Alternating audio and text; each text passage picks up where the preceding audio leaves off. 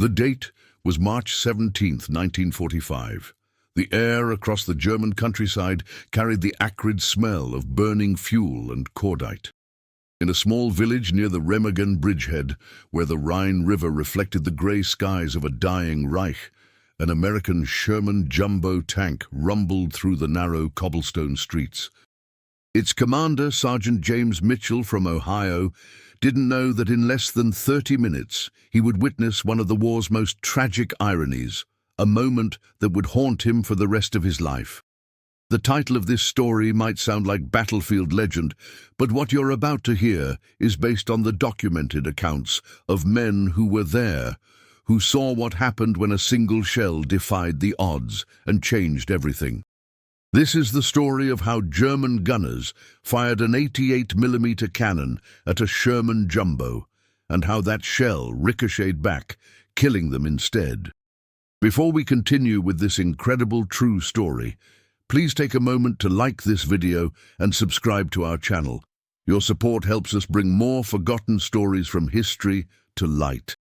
Now, let's return to that fateful day in March 1945. The Sherman Jumbo, officially designated as the M4A3E2 assault tank, was not your standard Sherman. While most Sherman tanks were nicknamed Ronsons by German soldiers, after the lighter that always lit on the first strike, referring to how quickly they burst into flames when hit, the Jumbo was different. Mitchell's tank, which his crew had nicknamed Iron Betty, had been assigned to the 3rd Armored Division just 3 months earlier. The vehicle weighed 38 tons, significantly heavier than the standard Sherman's 33 tons, and its frontal armor was a staggering 6 inches thick. The turret armor measured 7 inches. It was built to take punishment, designed specifically to lead assaults and breakthrough operations. Mitchell was 24 years old, though the war had aged him beyond his years. His face was lean and weathered, with deep lines around his eyes from squinting through periscopes and vision blocks. He had grown up on a farm outside Toledo, where his father had taught him to drive tractors and repair engines. Those skills had saved his life more than once when Iron Betty broke down in the middle of hostile territory. He had been in Europe since the Normandy invasion, had fought through the hedgerows of France, survived the hell of the Hürtgen forest, and crossed the Rhine just days earlier. He had seen friends die in burning tanks, had pulled wounded men from wrecked vehicles, and had learned to live with the constant fear that coiled in his stomach every time they rolled into combat. His crew consisted of 4 other men. Private First Class Danny Torres from San Antonio served as the driver. He was 19, with quick hands and even quicker reflexes. The kind of driver who could thread a 38-ton tank through spaces that seemed impossibly narrow. Corporal William Hayes from Boston was the assistant driver and bow gunner. At 22, Hayes was the oldest son in a family of 8 children, and he carried photographs of all his siblings in his breast pocket. Sergeant Robert Quinn from Philadelphia operated the 75mm main gun. Quinn was methodical and precise, a former machinist who treated the gun like a fine instrument. And finally, there was Private Eddie Kowalski from Detroit, the loader, who at 18 was the youngest member of the crew. Kowalski still had the enthusiasm of youth, though it was tempered now by 9 months of combat. The morning had started quietly.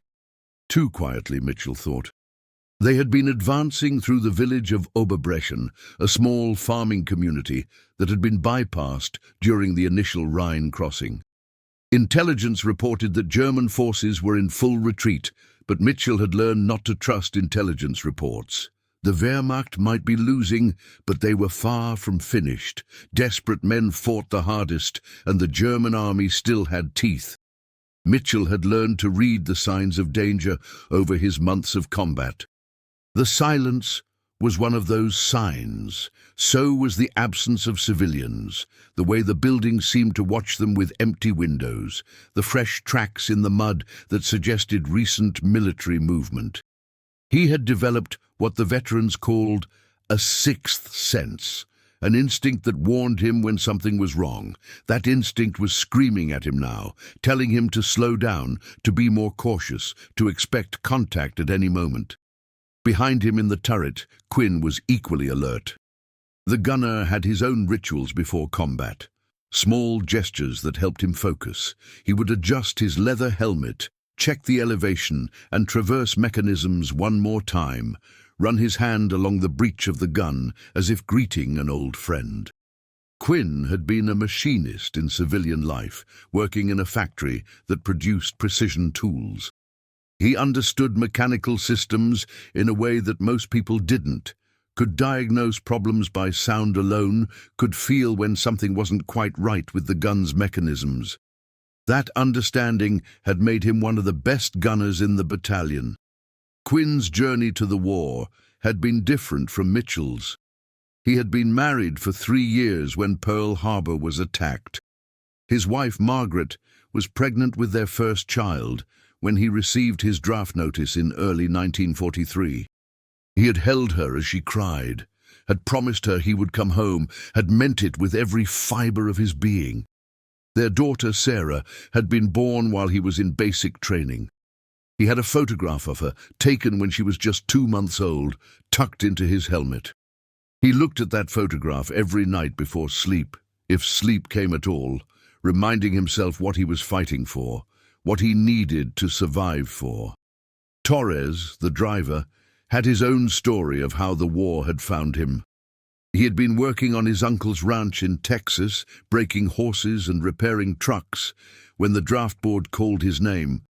He had wanted to join the Army Air Corps, had dreamed of being a pilot, but his test scores had placed him in the armored forces instead. At first, he had been disappointed, but he had come to love driving the Sherman, had discovered that he had a natural talent for it. He could feel the tank's responses through the steering levers, could sense when the engine was straining, could navigate terrain that other drivers considered impassable. The other crews in the battalion had started requesting him specifically for difficult missions, recognizing his skill. Torres had grown up in a large Mexican-American family in San Antonio. He was the middle child of 7, used to noise and chaos and the constant presence of siblings. The tank had become a kind of family for him, the crew taking the place of his brothers and sisters. He wrote home religiously, long letters in Spanish describing the places they had been, carefully avoiding any mention of the combat, the death, the fear that had become his constant companion. His mother kept every letter in a box under her bed, reading them over and over, praying her rosary each night for his safe return. Hayes, the assistant driver and bow gunner, was the oldest of the crew, except for Mitchell. He carried the weight of responsibility that came with being the eldest son. His father had died in a mining accident when Hayes was 16, leaving him to help support his mother and 7 younger siblings. He had worked in the Boston shipyards before the war, long shifts in brutal conditions, but the money had been good, and his family had needed every penny. When he was drafted, he had worried constantly about how his mother would manage, how his siblings would eat, whether his younger brother Patrick would stay in school or have to drop out to work. The army sent part of his pay home each month, but Hayes knew it wasn't enough. He supplemented it by gambling, playing poker with other soldiers, using the card-counting skills he had learned from his Irish grandfather. He was good at it, good enough to send an extra $50 home most months. The money went into what his mother called the college fund, savings intended to give his younger siblings opportunities he had never had. That hope that his sacrifice might create a better future for his family helped him endure the things he had to do, the things he had to see. Kowalski, the youngest, had lied about his age to enlist. He had been 17 when he walked into the recruitment office in Detroit, had told them he was 18, had forged his mother's signature on the consent form. The recruiter had probably known he was lying, but had accepted him anyway. The army needed men, and Kowalski had been eager, full of the patriotic fervor that the war propaganda had instilled in American youth. He had wanted to be a hero, had wanted to prove himself, had wanted to fight the Nazis and come home wearing medals that would make his father proud. The reality of war had been nothing like he had imagined. His first combat experience, near the Belgian border in November, had shattered his illusions. He had seen a Sherman from another platoon take a direct hit from a German anti-tank gun. The tank had brewed up instantly, flames erupting from every hatch. He had watched men burn, had heard their screams, had smelled the sickly sweet odor of burning flesh. That night he had vomited until there was nothing left in his stomach, had cried in his sleeping bag where no one could see him, had written a letter home that he never sent because he couldn't find the words to describe what he had witnessed. But Kowalski had endured. He had learned to function despite the fear, had learned to do his job even when every instinct screamed at him to run. He had discovered a resilience he hadn't known he possessed, a capacity to absorb horror and keep moving forward. Mitchell had noticed his transformation, had seen the boy become a soldier, and had made sure to acknowledge it. A word of praise here, a nod of approval there. Small gestures that meant everything to the young man who was desperate to prove his worth. These 5 men, brought together by the arbitrary machinery of war, had become more than a crew. They had become brothers in the truest sense, bound by shared danger and mutual dependence. Each man knew that his survival depended on the others doing their jobs, that a single mistake by any one of them could kill them all. That knowledge had forged a bond stronger than blood, a connection that would last long after the war ended. On the German side of the impending confrontation, the crew of the 88 had their own stories, their own reasons for being there, their own hopes and fears. Klaus Richter, the gun commander, had been a school teacher before the war. He had taught mathematics and physics in a gymnasium in Hamburg, had loved his work, had taken pride in shaping young minds. He had believed initially in the promises of the regime, had thought that Germany was reclaiming its rightful place in the world, had seen the war as a necessary step toward a greater future. Russia had destroyed those beliefs. Richter had arrived on the Eastern Front in the summer of 1941, part of the great invasion force that was supposed to crush the Soviet Union in a matter of months. He had seen the endless steppes, the brutal winter, the fanatical resistance of Soviet soldiers who fought to the death rather than surrender. He had watched his country's armies advance and then retreat, had seen the Wehrmacht transform from a conquering force into a desperate defensive army trying to hold back the Soviet tide. At Stalingrad, Richter had served in an anti-tank unit, fighting in the frozen ruins of the city, watching men die from cold and hunger as often as from enemy fire. He had been wounded there, shrapnel from a Soviet artillery shell tearing through his left shoulder, and had been evacuated just days before the final encirclement. The wound had probably saved his life. The men he had served with, the friends he had made, had all died or been captured in the pocket. He had recovered in a hospital in Poland, had been promoted to Obergefreiter, and had been reassigned to a new unit forming in Germany. By 1945, Richter's idealism was long dead. He no longer believed in victory, no longer trusted the propaganda that promised miraculous new weapons that would turn the tide of war. He knew Germany was finished, knew the war was lost, knew that every day of continued fighting only added to the mountain of corpses. But he also knew his duty. He had a crew to protect, men who depended on him to make the right decisions, to keep them alive as long as possible. And he had pride, the professional pride of a soldier who would do his job well even when the cause was lost. Hans Möller, the gunner, had been a farmer before the war.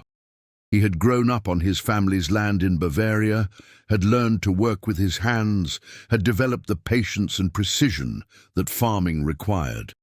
Those qualities had made him an excellent gunner.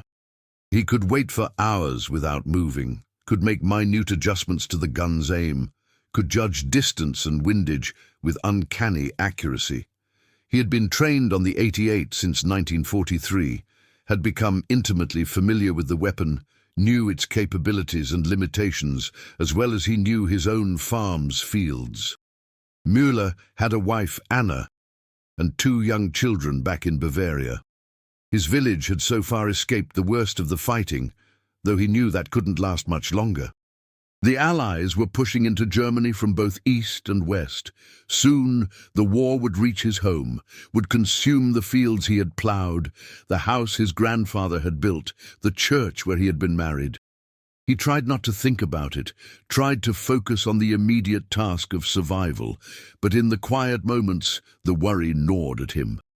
Friedrich Steiner, the loader, had been a teacher like Richter, though he had taught literature rather than mathematics. He had loved poetry especially, had been writing a dissertation on Goethe when the war interrupted his academic career. Even now, in the midst of chaos and death, he carried a small notebook in which he wrote verses, fragments of thought, observations about the strange world war had created. His poetry had changed since 1939. Where once he had written about beauty and love and the human spirit, now his verses were dark, filled with images of destruction and loss. Steiner had begun to question everything during his time in Russia. He had seen what the SS units did, had heard the rumors about camps, about mass killings, about crimes that had no name. He had not been part of those actions, had served only in combat units, but the knowledge of them weighed on him. He wondered what history would say about Germany, about the German people, about men like him who had served even when they knew their cause was tainted. He wondered if there could be redemption, if Germany could ever be forgiven, if he personally could ever forgive himself for his part in it all. Otto Becker, the youngest of the German crew, had been drafted in 1944, pulled from his apprenticeship as an electrician in Stuttgart. He had received only basic training before being assigned to Richter's crew as a replacement for a man killed near the Rhine. Becker was still learning, still trying to prove himself to the veterans around him. He was eager and frightened in equal measure, desperate to be accepted, terrified of making a mistake that would get everyone killed. Becker's family had not been enthusiastic supporters of the regime. His father, a craftsman who had belonged to a trade union, had been suspicious of the Nazis from the beginning, had quietly opposed them in small ways, had taught his son to think critically about what he was told. But by 1944, such questions were dangerous, and young Otto had learned to keep his doubts to himself. He served because he had no choice, because refusing meant death or imprisonment, because at 18 years old he lacked the courage to be a martyr. Werner Hoffmann, the radio operator, had studied English in school, had even corresponded with a pen pal in England before the war made such contact impossible. He had wanted to be a translator, had dreamed of working for an international company, traveling the world, bridging cultures through language. The war had destroyed those dreams. His pen pal, a boy named Thomas from Manchester, was probably fighting against Germany now, might even be in the forces advancing toward them at this very moment.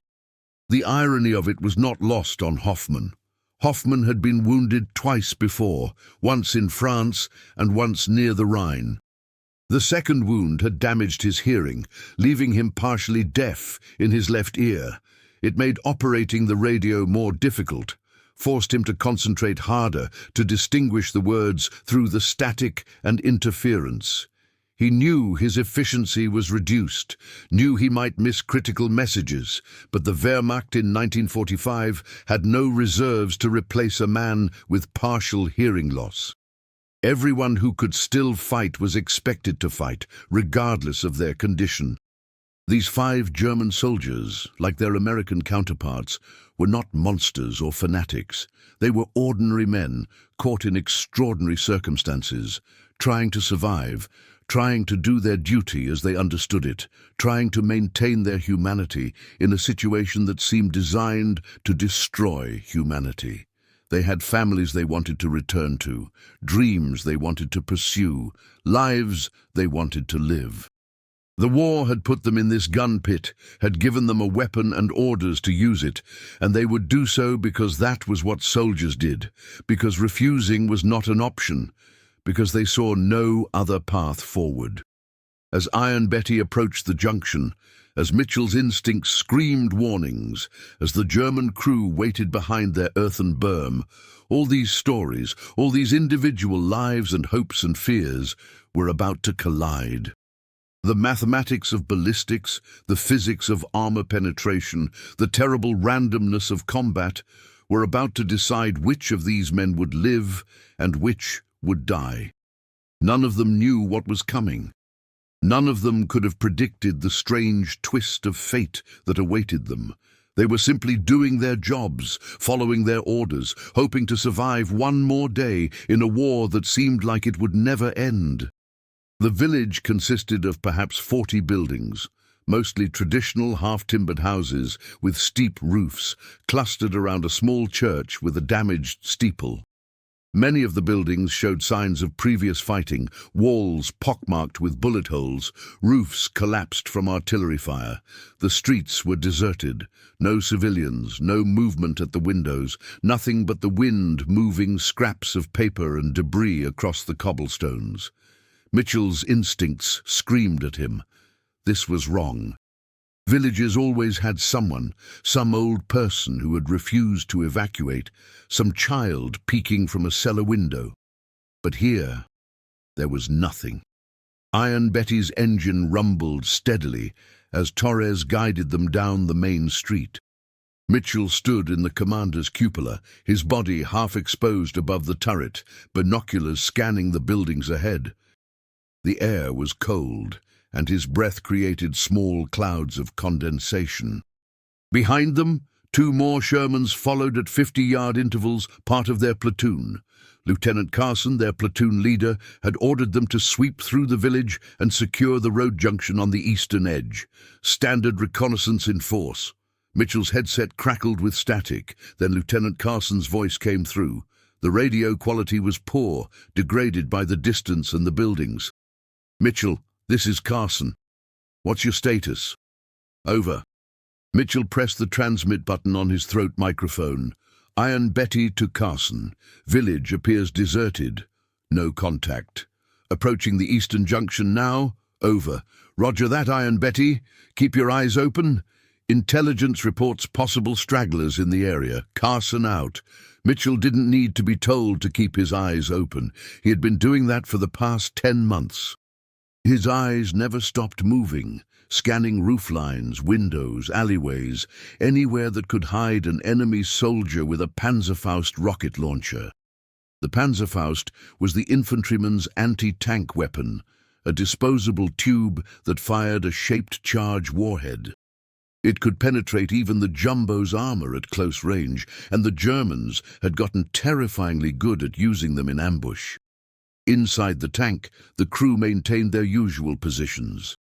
Torres sat in the driver's position on the left front of the hull, his view limited to a narrow vision slit and 2 periscopes. His hands rested on the steering levers, making constant small adjustments to keep the tank centered on the street. Next to him, Hayes crouched behind the bow-mounted 30 caliber machine gun, scanning his sector through his own vision slit. In the turret, Quinn sat to the left of the main gun, eye pressed to the gun sight, while Kowalski stood ready behind him, prepared to load whatever ammunition Quinn called for. They had worked together long enough that they moved like parts of a single organism, each man anticipating what the others needed. The street curved slightly as they approached the church. Mitchell noticed fresh vehicle tracks in the mud beside the road. German tracks, he was certain. Probably a truck, or perhaps a half-track. The tracks led east, in the direction they were heading. He made a mental note to report it, but first they needed to clear the junction.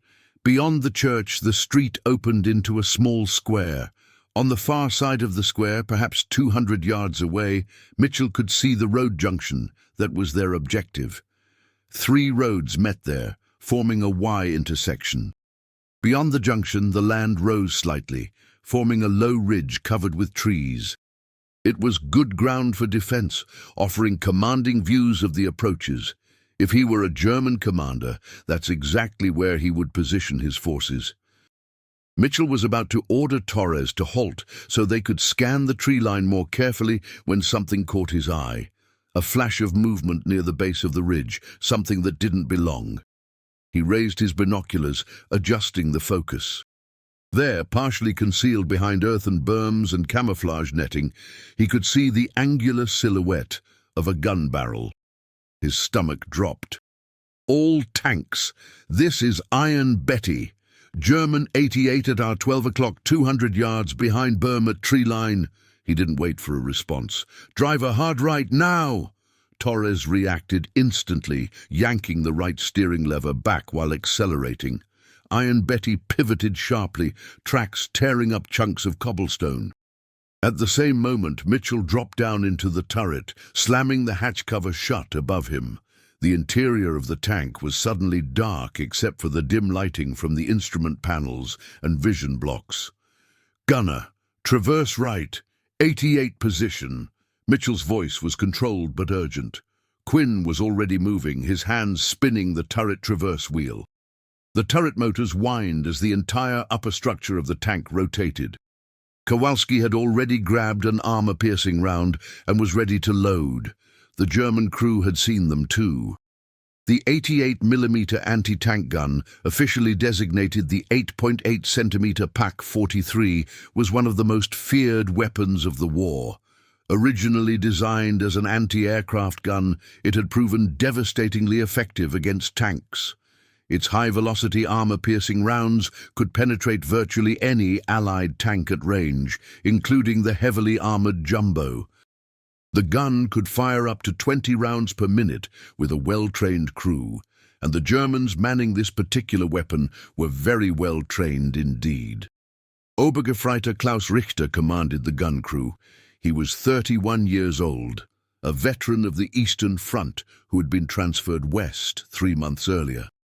Richter had served in Russia for 2 years, had survived Stalingrad, had watched the Wehrmacht retreat thousands of miles across the frozen steppes.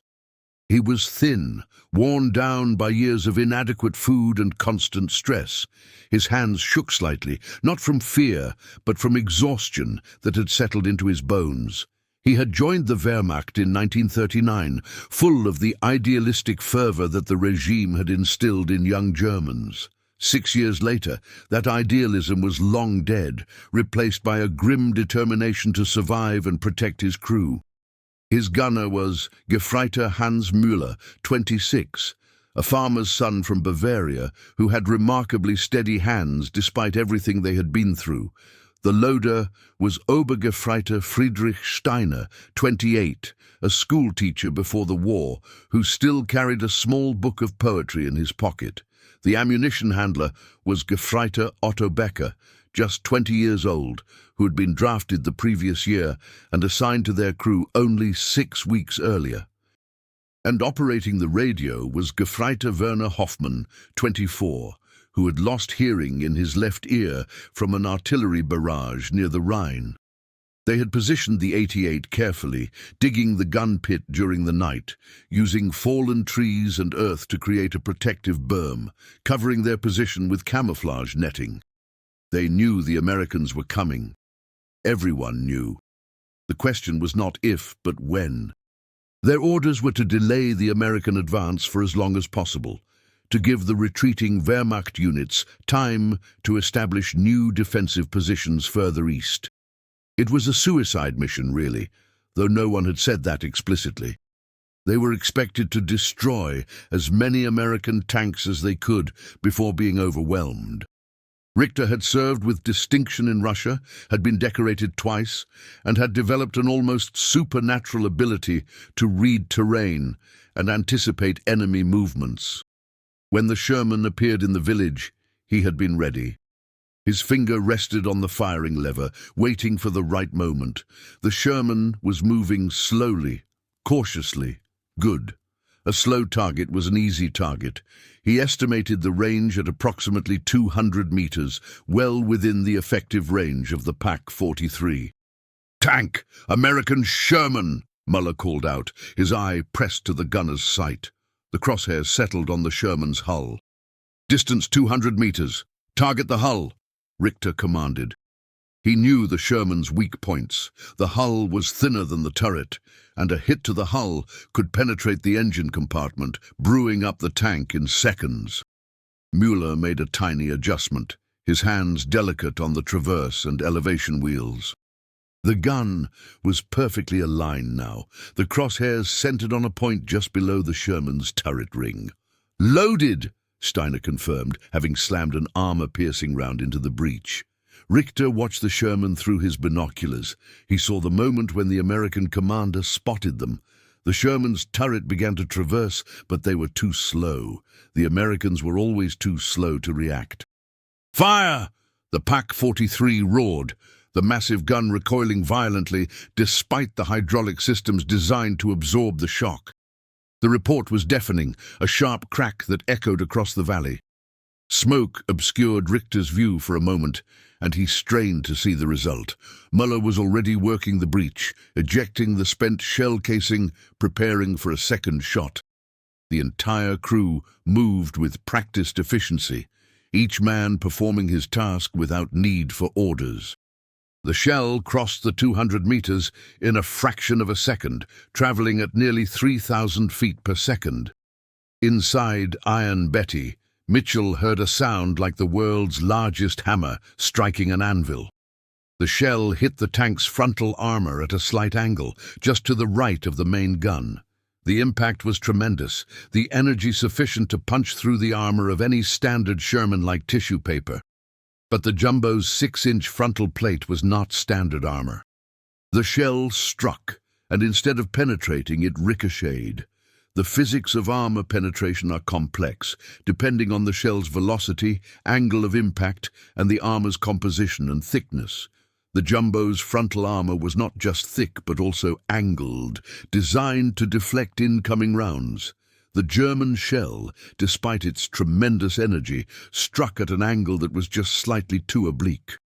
Instead of penetrating, the shell's nose deformed on impact, and the projectile careened away, spinning wildly. Inside the tank, the crew was stunned. The impact had been so violent that everyone thought they were dead. Mitchell's ears rang painfully.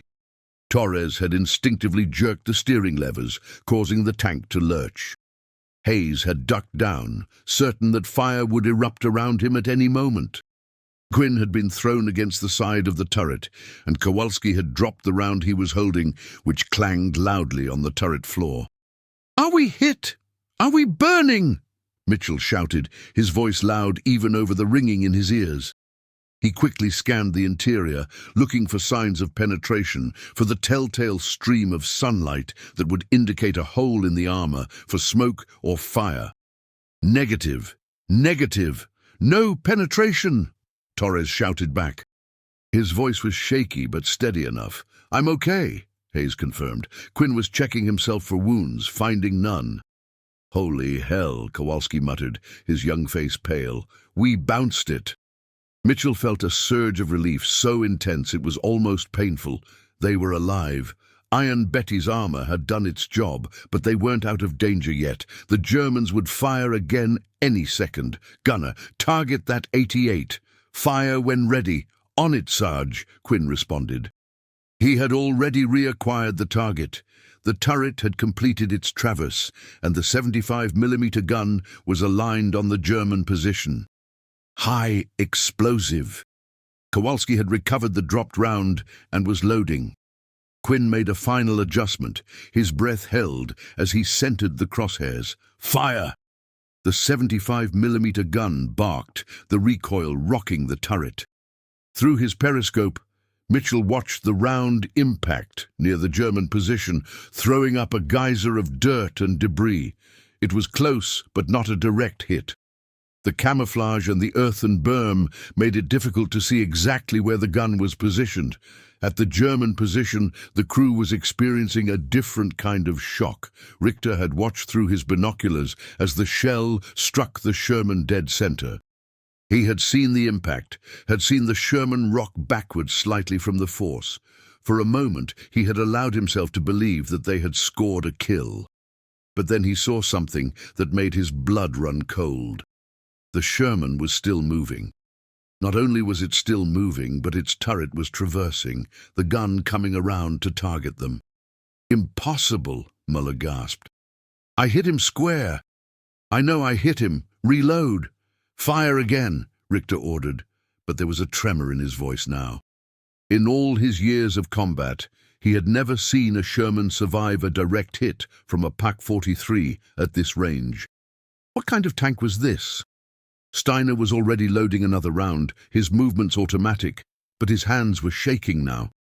They all understood what it meant. If the Sherman could withstand their main weapon, it meant they were as good as dead. The Americans had more tanks, more ammunition, more of everything. Their only advantage had been the superiority of their gun. If that advantage was gone, then what chance did they have? "Loaded!" Steiner shouted. The fear was evident in his voice, and hearing it made everyone else more afraid. Muller realigned the gun, targeting the same spot on the Sherman's hull. Maybe the first shot had weakened the armor. Maybe a second shot in the same location would penetrate. It was their only hope. Distance unchanged. "Target locked," he confirmed. "Fire!" Richter commanded, even as he saw the flash from the Sherman's gun. They were in a race now, a race to see who could land the killing shot first. The second 88mm shell screamed toward Iron Betty. This one struck slightly lower than the first, hitting the lower glacis plate where the frontal armor met the tank's belly. The angle was even more oblique here, and once again the shell failed to penetrate. But this time, the ricochet was more violent, the shell spinning away at a sharp angle, tumbling through the air. And that's when fate, physics, and sheer blind chance intersected in the most tragic way possible. The ricocheted shell, now tumbling and deformed but still carrying tremendous kinetic energy, arced through the air in a path that no one could have predicted. It covered perhaps 30 meters, rising slightly before beginning to fall. The shell's trajectory took it directly back toward the German position, spinning end over end. In any other circumstance, a ricocheted shell would have buried itself harmlessly in the ground or flown off into the distance. But this time, the angle was perfect, the trajectory was perfect, and the terrible mathematics of ballistics aligned in the worst possible way. The shell struck the earthen berm protecting the gun position. But instead of stopping, it punched through the loose soil and continued on, barely slowed. It emerged from the berm at nearly ground level, still spinning, and struck the gun shield of the Pak-43. The gun shield was designed to protect the crew from small arms fire and shrapnel, but it was not meant to withstand the impact of an 88mm shell, even a damaged and tumbling one. The shield crumpled, and the shell careened through, fragments of metal and the shell itself scything through the gun crew's position. Richter saw it coming, his mind registering what was happening in the last fraction of a second of his life. The irony was not lost on him, even in that final moment. They had fired the shell, and now it was coming back to kill them. He opened his mouth to shout a warning, but there was no time. The impact was instant and catastrophic. The shell and the fragments from the destroyed gun shield tore through the crew. Richter was killed instantly, struck in the chest by a piece of the shield the size of a dinner plate. Muller, bent over the gun sight, was hit by the tumbling shell itself, which sheared through his body with horrific force. Steiner, standing behind the breech, was struck by multiple fragments, his body thrown backward into the gun pit. Becker, the youngest member of the crew, was hit in the head by a fragment and died without ever knowing what had happened. Only Hoffman, positioned slightly to the side at the radio, survived the initial impact, though he was badly wounded by shrapnel that tore through his legs and abdomen. The entire event took perhaps 3 seconds from the moment the gun fired to the moment the crew was destroyed. 3 seconds that changed everything. Inside Iron Betty, Mitchell was preparing for the impact of the second shell. He had braced himself, waiting for the hammer blow that would signal either their death or their survival. When it came, It was somehow even more violent than the first. The tank shuddered, metal screaming, but once again the armor held. They had bounced 2 shots. Mitchell couldn't believe it. Iron Betty was living up to her name. "Did we get them?" Quinn asked.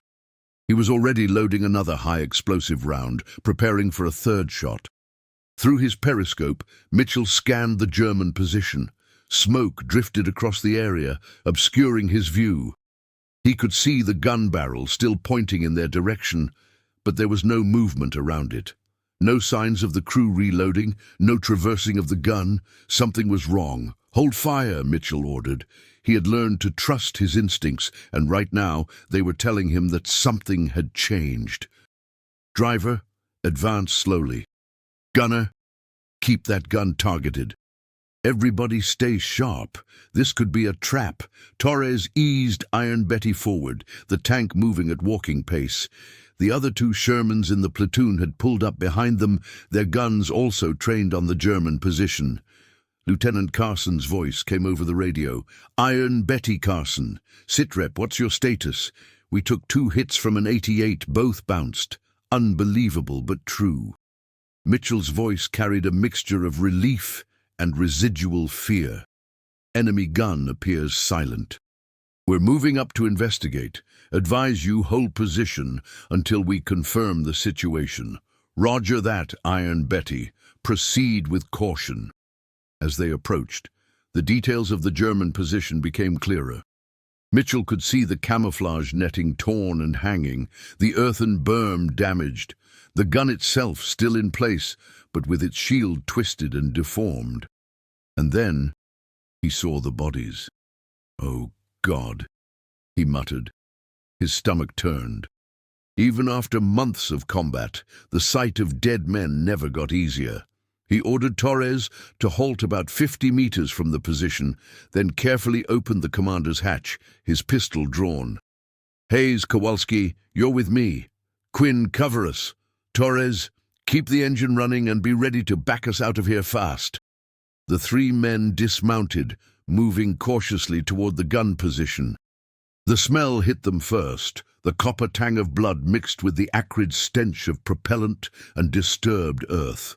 As they reached the edge of the gun pit, Mitchell forced himself to look. 4 men lay dead, their bodies torn apart by the violence of the impact. It was immediately clear what had happened. The shell, their own shell, had ricocheted and come back to kill them. The evidence was unmistakable, the trajectory of the fragments, the damaged gun shield, the position of the bodies.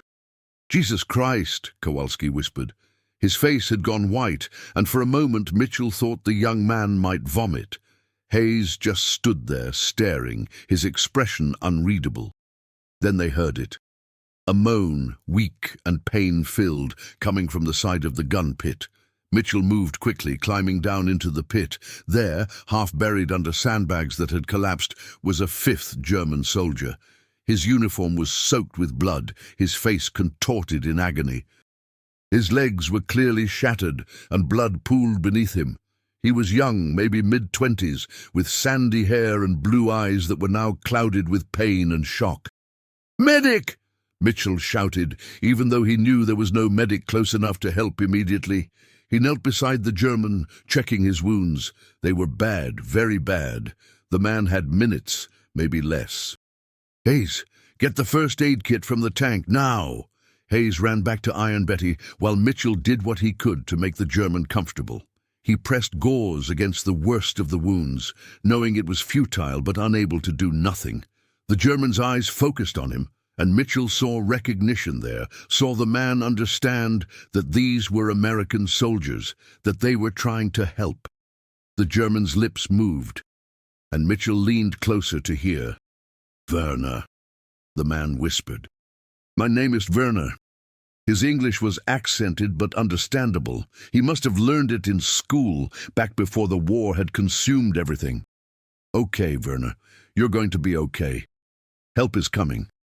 Mitchell lied because it was the kind thing to do, because this man deserved some comfort in his final moments, even if they had been trying to kill each other just minutes ago.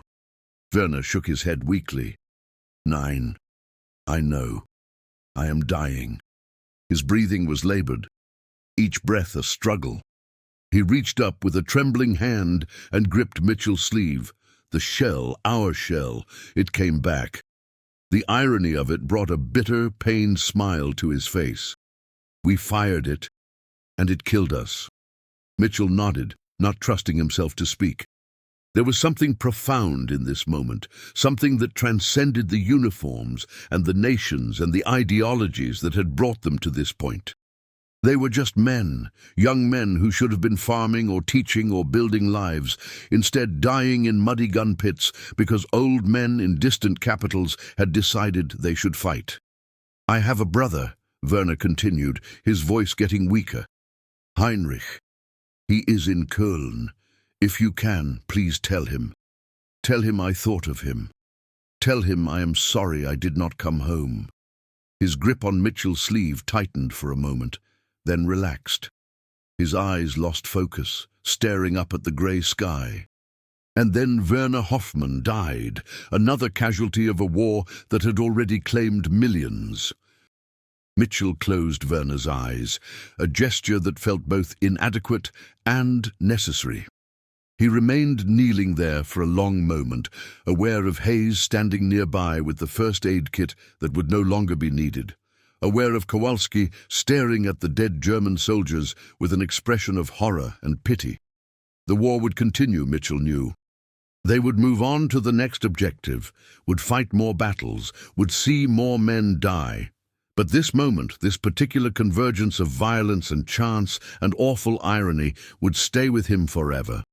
They spent the next hour securing the position and waiting for infantry support to arrive. Mitchell made sure that all 5 German soldiers were accounted for, that their identification tags were collected and documented. It was the least he could do, the bare minimum of respect for men who had died in such a terrible way. He found Werner's identification papers, including an address in Köln for his brother Heinrich. Mitchell folded the papers carefully and placed them in his pocket. If he survived the war, he promised himself, he would try to find Heinrich Hoffmann and deliver his brother's last message. Lieutenant Carson arrived with the infantry and surveyed the scene. He looked at the ricocheted shell impacts, looked at the bodies, looked at the damaged gun, and shook his head in disbelief. "I've seen a lot of crazy things in this war," Carson said quietly. "But this is something else. You boys did good work holding your position. That jumbo armor saved your lives." "It did more than that, sir," Mitchell replied. He gestured at the German position. "Their shell couldn't penetrate us, so it came back and killed them instead." "I don't think any of us will forget this." Carson nodded, understanding the weight of what Mitchell was saying. War did things to men, showed them things that could never be unseen, taught lessons that could never be unlearned. This was one of those moments that would mark everyone who witnessed it.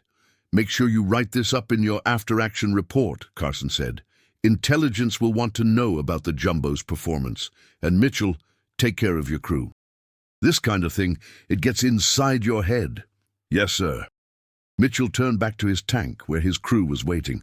They looked shaken but unharmed, standing beside Iron Betty, which had proven herself worthy of her crew's trust. The tank's armor showed 2 massive impact marks, bright silver scars on the dark metal where the German shells had struck and bounced away. They were like medals, proof that they had faced the worst the Wehrmacht could throw at them and survived. As they prepared to move out, continuing their advance toward the next objective, Mitchell found himself thinking about Werner's last words. The German soldier had understood, in his final moments, the terrible irony of what had happened. They had fired a weapon meant to destroy, and that weapon had destroyed them instead. There was something in that, Mitchell thought, something that spoke to the nature of war itself, to the way violence had a habit of turning back on those who wielded it, consuming everyone regardless of which side they fought for. The war in Europe would end less than 2 months later, on May 8, 1945. Mitchell survived to see that day, as did his entire crew. They would go home to Ohio, Texas, Boston, Philadelphia, and Detroit, carrying with them the memories of battles fought and friends lost. Iron Betty would be decommissioned and eventually scrapped, her armor melted down and repurposed for peacetime use. But the story of what happened that day near Oberbrechen would live on, passed from veteran to veteran, from father to son, a reminder of the chaos and randomness of war, of how the weapons we create can turn against us in ways we never anticipate. Mitchell did try to find Heinrich Hoffmann after the war. It took years, as Germany had been devastated and records were scattered or destroyed. But in 1952, through a series of letters and inquiries with the Red Cross, he finally made contact.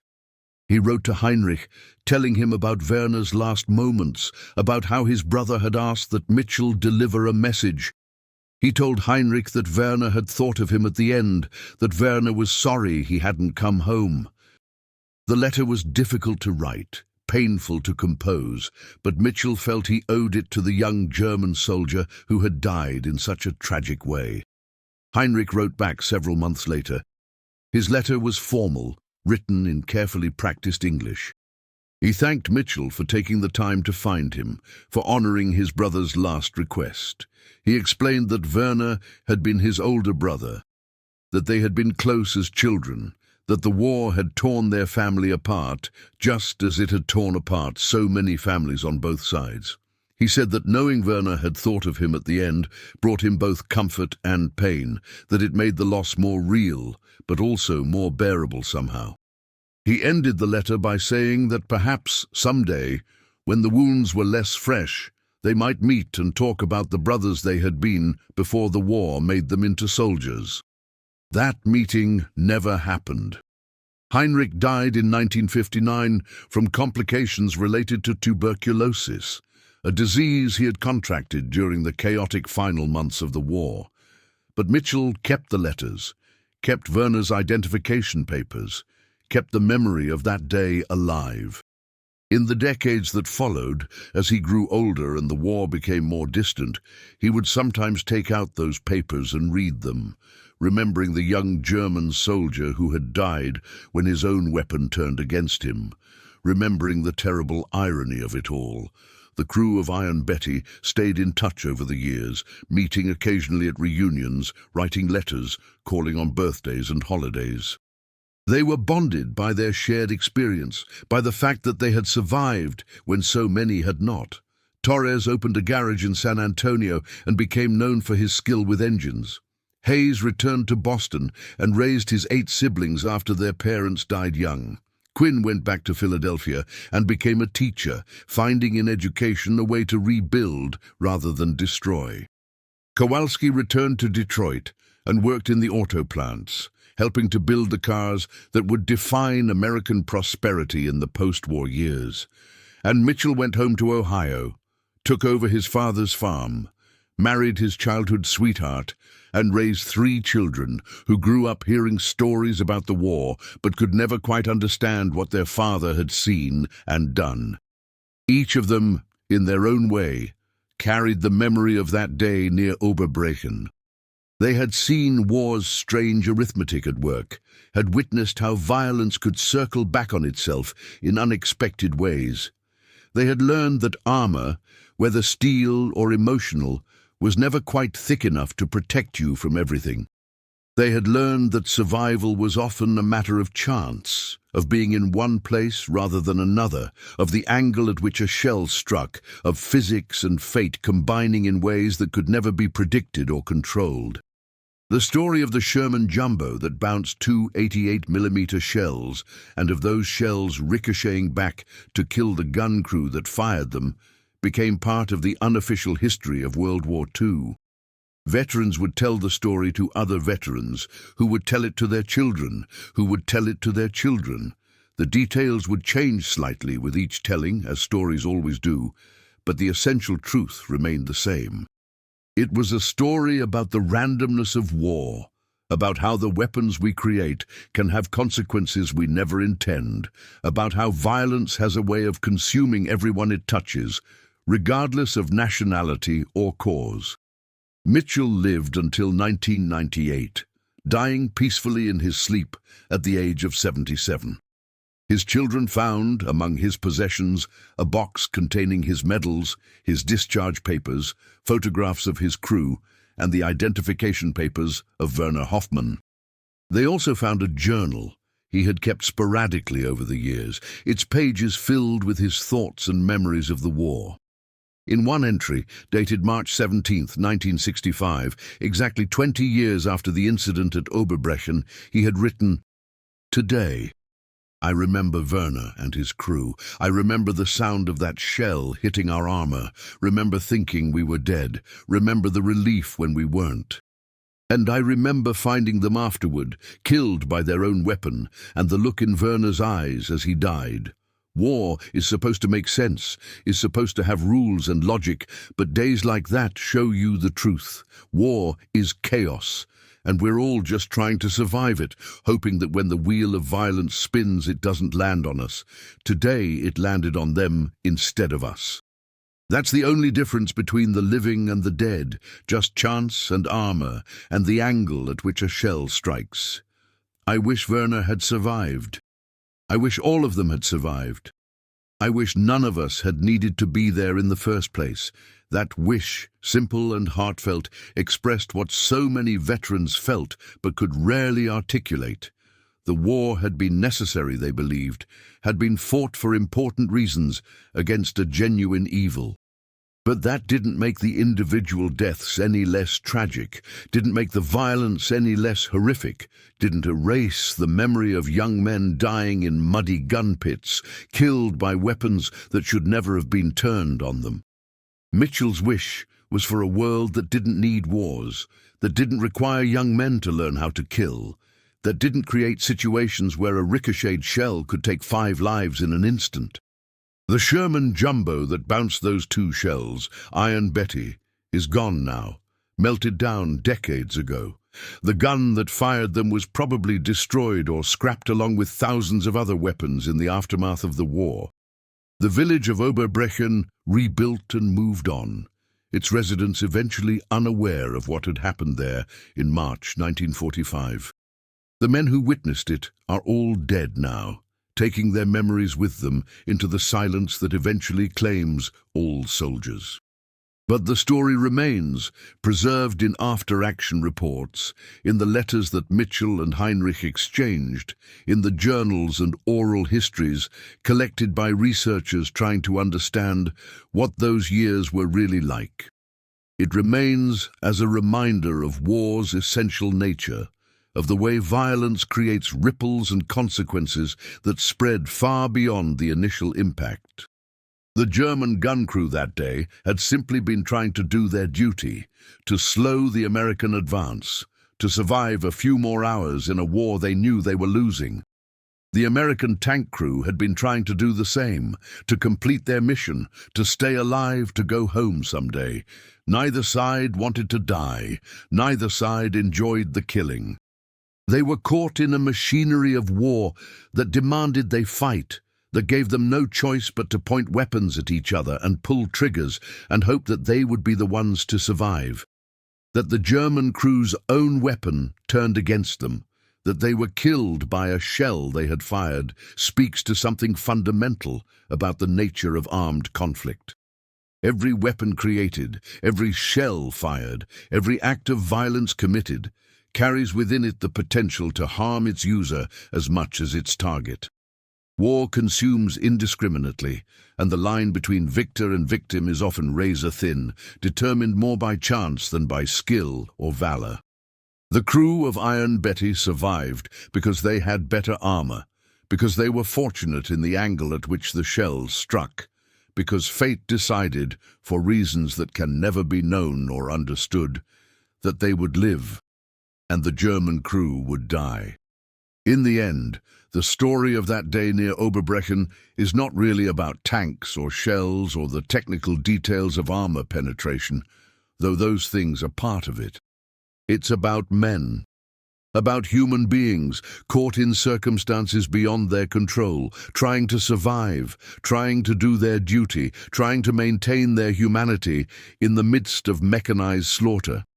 It's about Werner Hoffmann, thinking of his brother in his last moments, about James Mitchell trying to comfort an enemy soldier as he died, about the terrible irony that brought them together in that gun pit with a ricocheted shell as the agent of their meeting.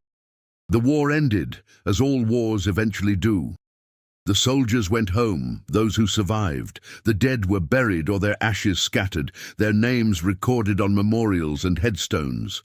The world moved on, rebuilt, tried to forget and remember at the same time. But for those who were there, who saw what happened, who lived through it, the memories remained as vivid as the day they were formed. They carried those memories like invisible wounds, scars that never quite healed, reminders of the day when a Sherman Jumbo's armor held and a ricocheted shell completed a circle of violence that no one could have predicted.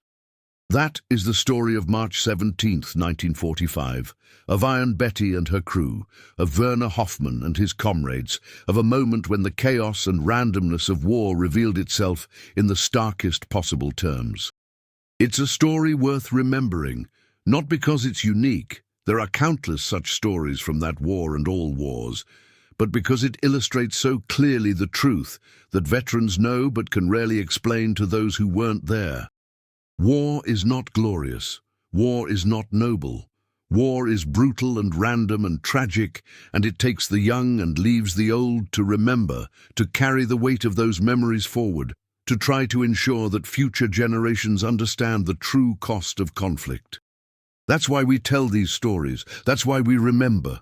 Not to glorify war, but to honor those who fought, to acknowledge their sacrifice, and to remind ourselves that every shell fired, every trigger pulled, every act of violence has consequences that ripple out in ways we can never fully anticipate or control. The crew of Iron Betty learned that lesson on a cold March day in 1945, and they never forgot it. Neither should we.